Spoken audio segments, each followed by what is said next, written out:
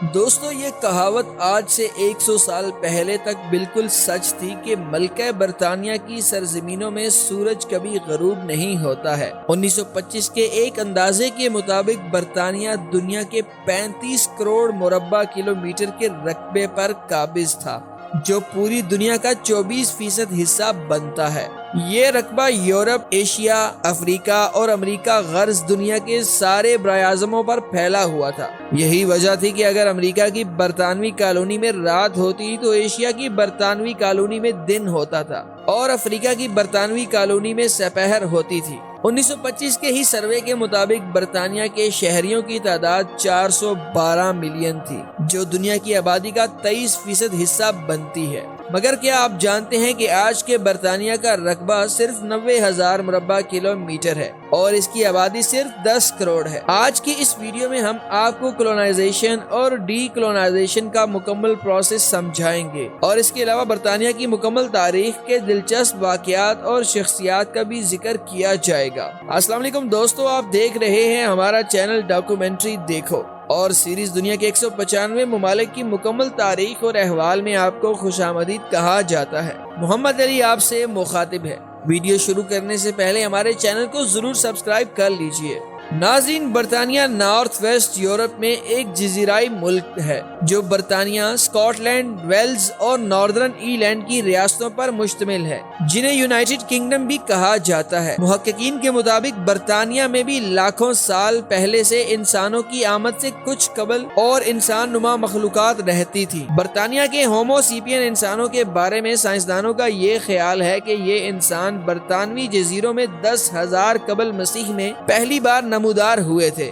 1200 قبل مسیح سے لے کر 600 قبل مسیح تک یہاں سلٹک تہذیب کا ارتقاء ہوا، مگر وہ انڈو یورپین اقوام کی ان جزیروں پر آمد کے بعد فنا ہو گئی تھی۔ تاریخ دان برطانوی جزیروں کے بارے میں یہ لکھتے ہیں کہ 55 قبل مسیح میں روم کے شہر ہیرو اور شیکسپیئر کے پسندیدہ جرنیل جولیس سیریز نے ان سارے جزیروں پر قبضہ کر کے یہاں ایک رومی صوبہ بنا دیا تھا۔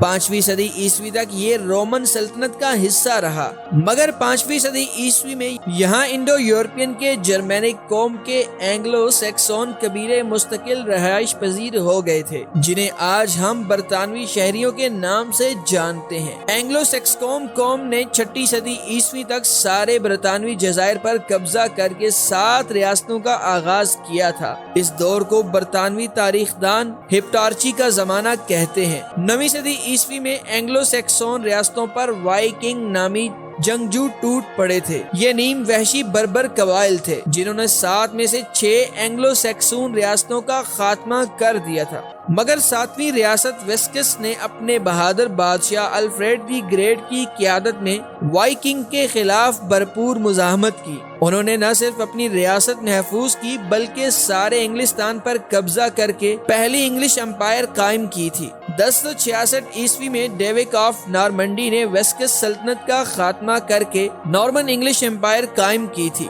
تب سے لے کر آج تک نارمن رائل فیملی ہی انگلستان کی حکمران رہی ہے۔ اس صدی سے لے کر 17ویں صدی کے انگلستان کو برٹش کنگڈم کہا جاتا ہے، جو 17ویں صدی سے لے کر 20ویں صدی تک کالونیل ازم کی وجہ سے دنیا کی سب سے بڑی برٹش امپائر بن گئی تھی۔ خواتین و حضرات، نارمن رائل فیملی کے مشہور بادشاہوں میں ہنری اول، رچرڈ اول، جان اول، ہنری سوم، ایڈورڈ سوم، رچرڈ سوم، ہنری پنجم، ایلزابتھ اول شامل ہیں۔ یاد رہے، انگلینڈ اور اسکاٹ لینڈ کے دونوں رائل خاندان آپس میں صدیوں سے شادیوں کے ذریعے ایک رائل خاندان بن گئے تھے۔ 13ویں صدی عیسوی میں جب دنیا میں کہیں بھی جمہوریت، تحریری قوانین اور آئین کا رواج نہیں تھا اور بادشاہ مطلق العنان اختیارات کا مالک ہوتا تھا، تو انگلستان میں 1215 میں میگا کارٹا نامی معاہدہ کے ذریعے بادشاہ کے کئی اہم اختیارات عوام کے پاس منتقل ہو گئے تھے۔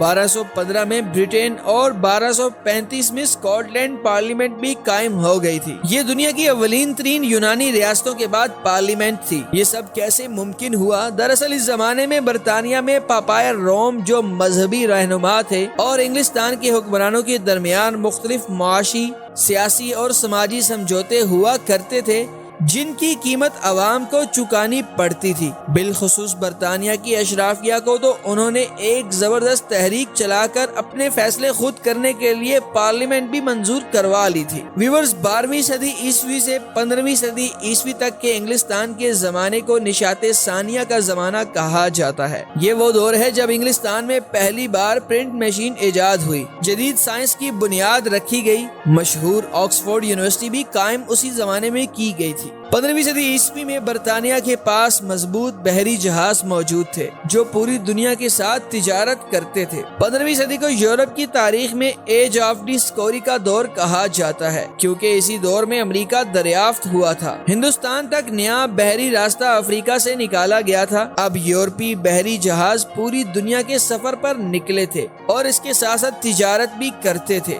خواتین و حضرات، اب ہم کالونائزیشن کے دور کا ذکر کریں گے۔ 16ویں صدی عیسوی میں الزابتھ اول کے دور میں امریکہ کے اندر 13 برطانوی کالونیاں قائم کی گئی تھی، جو برطانیہ کو ٹیکس، غلام اور خام مال کے وسیع ذخائر فراہم کرتی تھی۔ اس زمانے میں اسپین اٹلانٹک سلیو ٹریڈ میں سب سے بڑا اجارہ دار تھا۔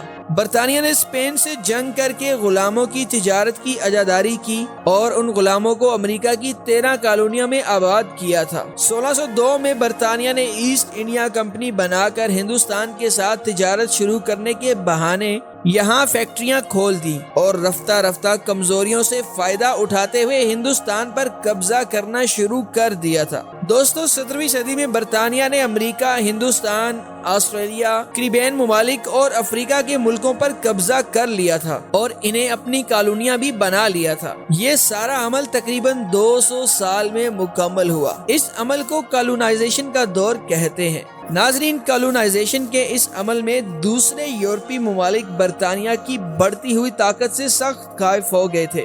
انہوں نے برطانیہ کے ساتھ کئی جنگیں بھی لڑیں، جن میں برطانیہ اور یورپی اتحاد، فرانس، اسپین کی 9 سالہ جنگ، فرانس برطانیہ کی 7 سالہ جنگیں مشہور ہیں۔ اگرچہ 1775 میں برطانیہ کو اپنی 13 امریکی کالونیاں آزاد کر کے امریکہ بن جانے کی وجہ سے کھونی پڑی تھی، مگر اس نے سارے ہندوستان کو فتح کر لیا تھا اور جنوبی افریقہ کا ملک بھی ہتھیا لیا تھا۔ سن 1800 میں برطانیہ کو فرانس کے ڈکٹیٹر نپولین بوناپارٹ نے کافی نقصان پہنچایا تھا۔ کئی لاکھ برطانوی سپاہی اور کئی برطانوی کالونیاں فرانس نے چھین لی تھی، مگر 1814 کی واٹر لو کی تاریخی لڑائی کے بعد برطانیہ نے نپولین کو شکست دے کر قید کر دیا تھا۔ 18ویں صدی اور 19ویں صدی تک برطانیہ دنیا کا سپر پاور ملک بن گیا تھا۔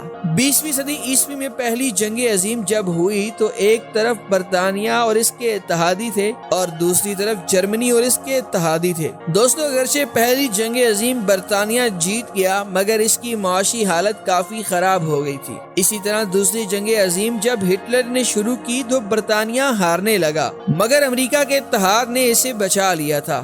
جنگ کے بعد برطانیہ مکمل تباہ ہو گیا اور اس کی کالونیوں میں آزادی کی تحریکیں چل رہی تھیں۔ یوں امریکہ کے دباؤ، بدلتے سیاسی منظرنامے اور آزادی کی تحریکوں سے مجبور ہو کر برطانیہ نے ہندوستان، ساؤتھ افریقہ اور ساری اوورسیز کالونیاں آزاد کر دی تھی، جنہیں آج کامن ویلتھ کہا جاتا ہے۔ یوں سمجھ لیجئے 35 کروڑ مربع کلومیٹر کا برطانیہ صرف 9,40,000 مربع کلومیٹر تک ہی بچ پایا تھا۔ اس عمل کو ڈی کلونائزیشن کہتے ہیں۔ برطانیہ آج ایک ترقی یافتہ اور جمہوری نظام کا ملک ہے، مگر اب بھی یہاں آئینی بادشاہت ہے۔ اگلی ویڈیو تک محمد علی اور پوری ٹیم کو دیجیے اجازت۔ اللہ حافظ۔